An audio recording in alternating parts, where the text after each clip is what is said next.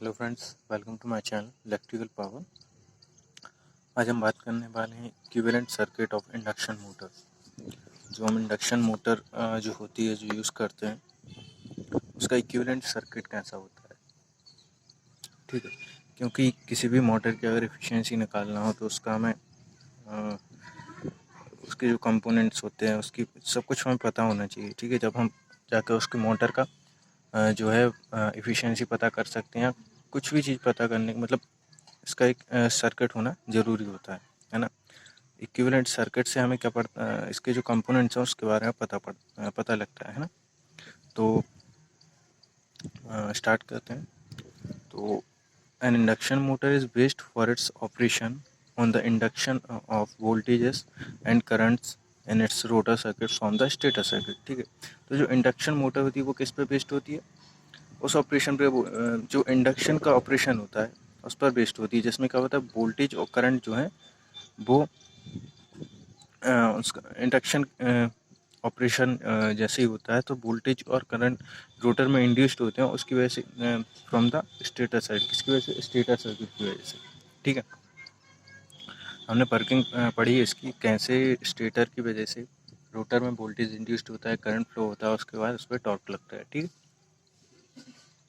तो वो यहाँ पे लिखा हुआ है। ठीक है, कि एक इंडक्शन मोटर जो होती है वो बेस्ड होती है इंडक्शन के ऑपरेशन पर। ठीक है, वोल्टेज और करंट के इंडक्शन पर। ठीक है, जो कि स्टेटर सर्किट से रोटर सर्किट में आता है। ठीक है, because the induction of voltage and current in the rotor circuit of an induction motor is essentially a transformer operation. ठीक है, इसमें सेम क्या होता है कि जैसे ट्रांसफार्मर जो होता है उसमें इंडक्शन की प्रोसेस होती है ना। एक कॉइल से दूसरे कॉइल में इंडक्शन होता है। ठीक है, दोनों कॉइल के बीच इंडक्शन होता है, म्यूचुअल इंडक्शन होता है और सेल्फ इंडक्शन होता है। तो जब म्यूचुअल इंडक्शन होता है तो कॉइल 1 से कॉइल 2 एक्साइटेड होती है। ठीक है, उसमें वोल्टेज इंड्यूस्ड होता है, वोल्टेज इंड्यूस्ड होता है तो उसमें करंट आता है, करंट आता है तो वो अपन लोड को सप्लाई कर देते हैं। ठीक है, तो ट्रांसफार्मर क्या है, इंडक्शन की प्रोसेस पर बेस्ड है। ठीक, इलेक्ट्रोमैग्नेटिक इंडक्शन। और सेम हमारी मोटर भी क्या है, वो भी इसी प्रोसेस पर बेस्ड है। ठीक है, इसी ऑपरेशन पे, क्योंकि इसमें भी इंडक्शन हो रहा है स्टेटर सर्किट से रोटर सर्किट। ठीक है, लेकिन ट्रांसफार्मर में क्या था, उसमें क्या था, कोई भी रोटेटिंग पार्ट नहीं था, लेकिन मोटर में हमारा जो वो रोटेटिंग पार्ट है, हमारा रोटर। ठीक, ये फर्क आता है। The equivalent circuit of an induction motor is very similar to the equivalent circuit of a transformer. ठीक है, it is also called rotating transformer. तो जो हमारा इक्विवेलेंट सर्किट बनेगा इंडक्शन मोटर का, वो सिमिलर होगा किसके, इक्विवेलेंट सर्किट के, ट्रांसफार्मर की, क्योंकि उसमें भी इंडक्शन हो रहा था, इसमें भी इंडक्शन हो रहा है। ठीक है, तो इसलिए इसे हम क्या बोलते हैं, रोटेटिंग ट्रांसफार्मर भी बोल सकते हैं। ठीक है, अब इसका हम इक्विवेलेंट सर्किट बनाए जैसे, तो जैसे ट्रांसफार्मर की प्राइमरी थी, ठीक है, वैसे इसमें क्या रहेगा, स्टेटर रहेगा। ठीक है, उसमें भी स्टेशनरी था, इसमें भी स्टेशनरी है। अब अगर हम ट्रांसफार्मर की प्राइमरी बनाए, ठीक है, तो प्राइमरी के जैसे हमारा क्या रहेगा, सेम स्टेटर रहेगा। ठीक है, जो जो कंपोनेंट उसमें होते थे वो कंपोनेंट यहाँ पे भी रहेंगे। ठीक है, सेम रहेंगे, क्योंकि बाइंडिंग है ना, उसमें भी प्राइमरी थी और इसकी भी प्राइमरी मान सकते हैं अपने स्टेटर मॉडल को, है ना। तो उसमें क्या था, अपन सबसे पहले वोल्टेज देते थे, तो उसमें क्या आता था, करंट। करंट जैसे ही आता था तो अब करंट आया तो बाइंडिंग का कुछ ना कुछ रेजिस्टेंस होगा, कुछ ना कुछ इंडक्टेंस होगा, रिएक्टेंस होगा। और यहाँ पे क्या आएगा, आई नॉट करंट, यहाँ से मैग्नेटाइजिंग करंट बनेगा, आई म्यू मैग्नेटाइजिंग करंट होगा और आई डब्ल्यू वर्किंग कंपोनेंट। ठीक है,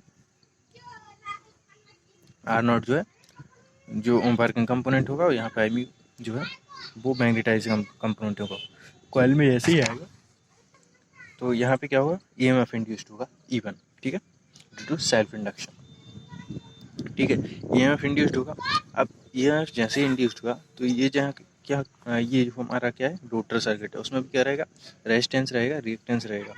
ठीक है, दोनों को मिलेंगे जब तो हो जाएगा, इम्पीडेंस निकल आएगा। ठीक, तो यहाँ पे क्या होगा, इसकी कॉइल में क्या होगा, रोटर में जो क्या होगा, कॉइल नहीं होती। अगर बॉन्ड रोटर यूज़ करेंगे तो कॉइल होगी, और केज रोटर यूज़ करेंगे तो कॉइल नहीं होगी। तो यहाँ पे क्या होगा, ई2 इंड्यूस्ड होगा। ठीक है, ई2 जैसे ही इंड्यूस्ड होगा तो क्या आएगा, आई2 आएगा। आई2 आया, अब यहाँ पे क्या है, इसका कुछ ना कुछ रिएक्टेंस भी है और रेजिस्टेंस भी है, तो यहाँ पे इम्पीडेंस भी आ जाएगा। ठीक है, और फिर यहाँ पे क्या हमारा जो रोटर है उससे लोड कनेक्ट रहता है ना। तो ये हमारा इक्विवेलेंट सर्किट निकल रहा है, ठीक है। यहाँ पे तो अपन देखते हैं R1 जो है binding resistance of stator winding कहलाएगा, R1, ठीक है। JX1 है वो रिएक्टेंस ऑफ स्टेटर वाइंडिंग होगा, ये V1 जो है वो सप्लाई वोल्टेज होगा, X0 है जो मैग्नेटाइजिंग कंपोनेंट होगा, और R0 है जो वो वर्किंग कंपोनेंट होगा, ठीक है। और I0 है वो नो लोड करंट होगा, ठीक है। E1 इंड्यूस्ड EMF होगा, E2 है जो है वो भी इंड्यूस्ड EMF होगा इन रोटर सर्किट, I2 है वो करंट होगा इन रोटर सर्किट, R2 जो है वो रेजिस्टेंस होगा इन द रोटर सर्किट, और X2 जो वो रिएक्टेंस होगा रोटर सर्किट का, ठीक है। ओके, अब नेक्स्ट आते हैं अपन। तो यहाँ पे लिखा है कि in an induction motor when a 3-piece supply supplied to the stator winding. Induction motor हम क्या करते हैं, 3-piece इंडक्शन मोटर में सबसे पहले हम 3-piece सप्लाई देते हैं, ठीक है। तो अब voltage is induced in the rotor winding of machine, ठीक है। तो उसमें क्या होगा, जो रोटर है उसमें क्या होगा, इंड्यूस्ड जो EMF है वो इंड्यूस्ड हो जाएगा, ठीक है। सबसे पहले तो क्या होगा, स्टेटर पे क्या होगी, रोटेटिंग मैग्नेटिक फील्ड बनेगी। अब रोटेटिंग मैग्नेटिक फील्ड में अपन ने क्या है, कोई भी कंडक्टर रखा तो उसमें क्या होगा, EMF इंड्यूस्ड होगा, EMF इंड्यूस्ड होगा तो उसमें क्या आ जाएगा, करंट आ जाएगा। तो भाई यहाँ पे लिखा है ना, तो induced in the rotor winding of machine, ठीक है। The largest relative motion occurs when the rotor is stationary, ठीक है। एक लार्जेस्ट रिलेटिव मोशन होगा, ठीक है, जब रोटर स्टेशनरी होगा, ठीक है। This is known as locked rotor और ब्लॉक्ड रोटर कंडीशन, ठीक है। इस कंडीशन में हमारा रोटर क्या कहलाएगा, या तो ब्लॉक्ड रोटर या फिर लॉक्ड रोटर कहलाएगा, ठीक है। और स्टैंड स्टिल कंडीशन भी कहलाती है, जब हमारा रोटर क्या है, रुका हुआ है, ठीक है। If the rotor is blocked, मतलब slip S is equal to क्या है, यूनिट है, ठीक है। Rotor largest voltage and rotor frequency is induced in the rotor, ठीक है। जब रोटर स्टैंड स्टिल की कंडीशन में रुका हुआ है, ब्लॉक्ड रोटर है, ब्लॉक्ड है, तो इस कंडीशन में क्या होगा कि जो रोटर है वहाँ पे क्या होगा, लार्जेस्ट वोल्टेज और रोटर फ्रिक्वेंसी इंड्यूस्ड होगी रोटर में, ठीक है। If the induced rotor voltage at this condition E2 मान लें, ठीक है, इंड्यूस्ड रोटर वोल्टेज E2 इस कंडीशन में, then the induced voltage at any slip is given by, ठीक है, किसके द्वारा दिया जाए, ER के द्वारा, ठीक है। तो जो इंड्यूस्ड वोल्टेज होगा एट एनी स्लिप, किसी भी स्लिप पे इंड्यूस्ड वोल्टेज होगा, ठीक है, because rotor not rotating in synchronous speed, चूंकि क्या है, रोटर रोटेट नहीं हो रहा है सिंक्रोनस स्पीड पे, तो ER इज इक्वल टू हो जाएगा S इंटू ERO, ठीक है। लार्जेस्ट वोल्टेज इंड्यूस्ड हो रहा है इसमें, ठीक है, रोटर में, ठीक है। अब रिलेशन फॉर फ्रिक्वेंसी के लिए निकाले तो FR जो होगी, rotor frequency is equal to होगी स्लिप इंटू F1, ठीक है। जो सप्लाई फ्रिक्वेंसी है F1 इंटू होगी स्लिप, ठीक है, क्योंकि रोटर हमारा क्या है, सिंक्रोनस स्पीड पे नहीं कर रहा है, रोटेट नहीं कर रहा है, इस वजह से उसमें क्या होगी, स्लिप आएगी, स्लिप जो आती है वो अपन इंटू कर देते हैं, ठीक है। तो इक्वेशन हमें सेकंड मिल जाएगी, ठीक है। इक्वेशन फर्स्ट ही सेकंड, ठीक है। अब the rotor current per face में भी एक्सप्रेस, अब जो रोटर करंट है पर फेस में, ठीक है, वो हम कैसे एक्सप्रेस कर सकते हैं, IR rotor current is equal to हो जाएगा ER upon RR plus JXR, ठीक है। ER क्या है, induced EMF in rotor upon rotor resistance plus rotor reactance, ठीक है। तो ER की वैल्यू अपने पास क्या थी, S इंटू ER नॉट, ठीक है। और ये जहाँ यहाँ पे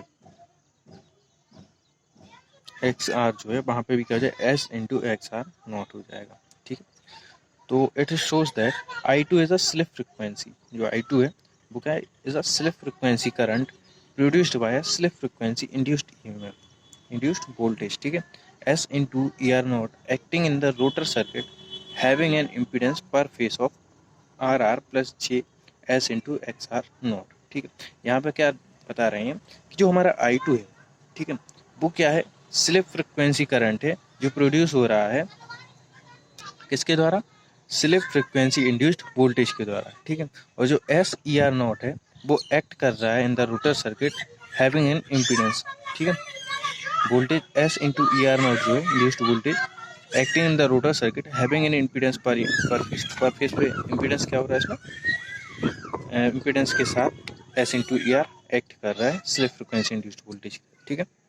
तो ये हमारा हो गया यहाँ से करंट, ठीक है। अब हम क्या करें, by dividing both the numerator and the denominator by the slip S, ठीक है। अगर हम क्या करें, न्यूमरेटर और डिनोमिनेटर दोनों को क्या कर दें, एस से डिवाइड कर दें, ठीक है। तो हमारा I2 जो है वो क्या आ जाएगा, ER0 upon RR upon S plus JXR0 हो जाएगा, ठीक है। वेयर I2 जो है वो क्या है, I2 ऑफ इक्वेशन फिफ्थ का जो I2 है वो है क्या है, is a line frequency current, ठीक है। While I2 of equation fourth, जो I2 का इक्वेशन फोर्थ था, ये वाला इक्वेशन फोर्थ, ठीक है। IR मतलब I2 ही कहलाएगा, रोटर करंट। यहाँ पे भी IR लिख सकते हैं या I2 भी लिख सकते हैं, ठीक है, क्योंकि रोटर में आता है, ठीक है।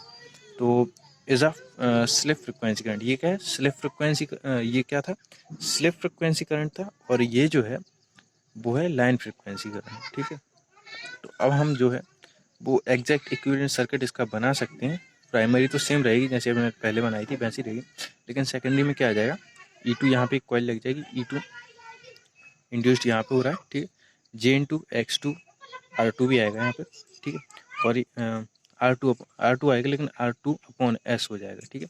क्योंकि देखो RR को अपन R2 भी लिख सकते हैं, क्योंकि सेकेंडरी साइड हो गया ये, है ना। रोटर या तो अपन R लिख सकते हैं या तो 2 लिख सकते हैं, तो R भी लिख सकते हैं, R2 अपॉन S लिख सकते हैं, ठीक है। क्योंकि यहाँ पे R2 अपॉन S आया, ठीक है।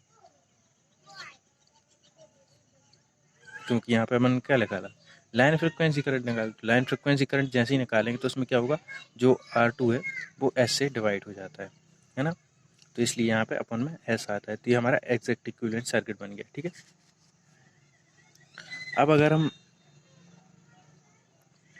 वीडियो क्या हो जाएगी, क्या है ना कि वीडियो बहुत लॉन्ग हो जाएगी, तो नेक्स्ट वीडियो हम देखेंगे equivalent circuit refer to stator side, okay. इस वीडियो में इतना ही करते हैं, that's all for today, okay. I hope आपको समझ में आ गया होगा, ठीक है। एक बार और आपको बता देता हूँ शॉर्ट फॉर्म, ठीक है। तो जैसा कि अपन जानते हैं कि जो इंडक्शन मोटर होती है वो क्या होती है कि ऑपरेशन पे बेस्ड होती है किसकी, इंडक्शन की, ठीक है। सेम ट्रांसफार्मर की, जैसे ट्रांसफार्मर भी इंडक्शन की प्रोसेस होती है, लेकिन ट्रांसफार्मर और मोटर में एक बात अलग है कि ट्रांसफार्मर में कोई भी रोटेटिंग पार्ट नहीं होता, लेकिन मोटर में रोटेटिंग पार्ट होता है, लेकिन ठीक है। तो जैसे हम इसका क्या करेंगे, स्टेटर मॉडल सर्किट बनाएंगे, ठीक है। तो उसमें क्या होगा, जो स्टेटर मॉडल है वो सेम किसके जैसा बनेगा, ट्रांसफार्मर के जैसा, ठीक है। क्योंकि ट्रांसफार्मर की प्राइमरी जो क्या रहती है वो भी स्टेशनरी रहती है, मोटर की भी, तो वो दोनों की वर्किंग भी सेम है ना, इंडक्शन की प्रोसेस।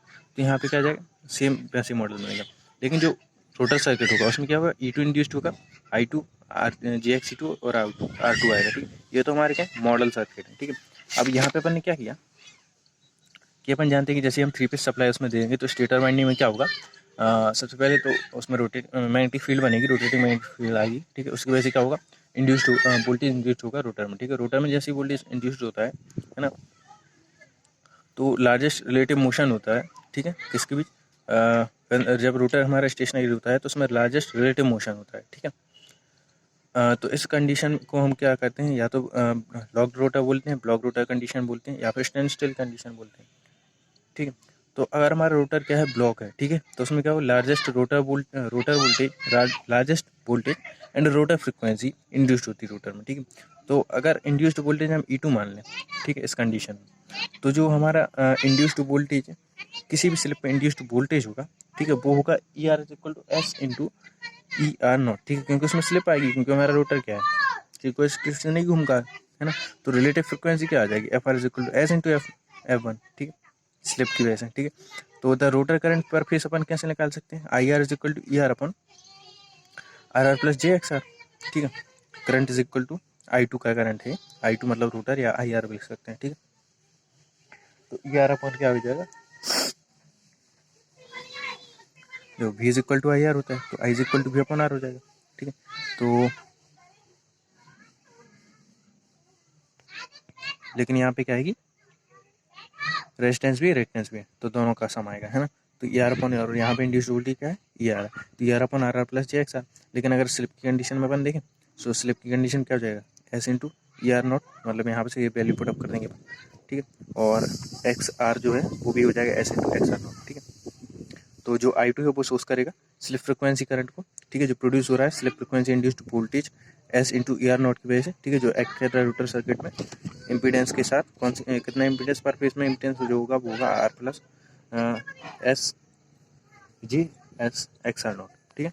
अब अपन क्या करते हैं, बोथ साइड डिवाइड कर रहे हैं न्यूमिनेटर और डिनोमिनेटर में ऐसे, तो हमें मिल जाएगा ये। तो ये इक्वेशन जो है वो हमें दिखाएगी कि I2 जो है इक्वेशन 5 का वो है लाइन फ्रिक्वेंसी करंट, ठीक है। और जो इक्वेशन 4 में मिला था, ठीक है, स्लिप के साथ था, वो था हमारा स्लिप फ्रिक्वेंसी करंट, ठीक है। तो इसका जो अपन एग्जैक्ट सर्किट बनाएंगे वो यहाँ पे केवल रेजिस्टेंस जो है उसमें R2 अपन एस हो जाएगा, ठीक। तो हमारा ये क्या हमारा exact equivalent circuit. Next video हम डिस्कस करेंगे equivalent circuit refer to stator side, ठीक है। आई होप आपको समझ में आ गया होगा, ठीक है। If you have any doubt you can do a comment, ठीक है।